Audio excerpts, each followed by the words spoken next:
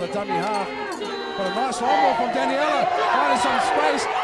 Ko tai tātou ki te mutina, ka wiki tōre anō tātou, ko tēnei tā tātou nei tau tuawha, ka wiki tōre anō, no reira he Waimari.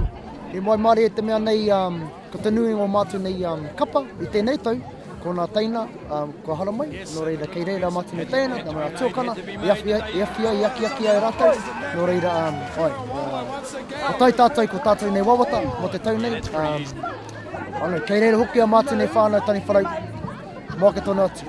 Yeah, it's always a tough game. You know, we always come into the game, and you know, the plan was to keep it up the middle because of the, you know, the strikers really up the middle, and just kind of tire them out so that they didn't have that firepower up the middle. Unfortunately, we couldn't do that.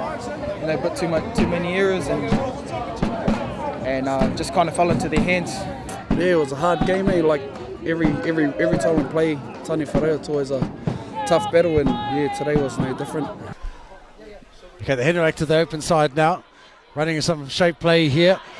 Oh, and Mahina Rangi found some space to put his winger into the corner. Well, I think the boys have just looked a bit hungrier, you know. Everyone was sort of keen to put in the mahi for each other, and yeah, it sort of paid off, especially at the back end of the second half when they started getting a bit tired. Great game. We came out with a win. That's all that matters, 100%. I think both clubs did amazing. They were on. We've fought every other for the last 4 years now. So I think Tūranga pulled it out to all our boys, and to Tanning played a great game. Back into the inside now. Bit of hot potato stuff there for Tūrangawaewae. Could work out for them. Look at that, he's got space. He finds an open man, and there you go. One number. Shut the gate. Yeah, there it is, whānau. Yeah, like I said, they're always tough. You know, they got heaps of young boys that, you know, they can still be proud of the game today, and they're only just going to keep getting better and better. It's like us, we had a couple young fellas, and this is our fourth time now. So yeah, big ups to them, and yeah, can't wait to see, you know, what they have to offer in the next coming years with the young fellas. Ko te mea nui he mātoni ngā kaitākoro kaere nui te pakeke.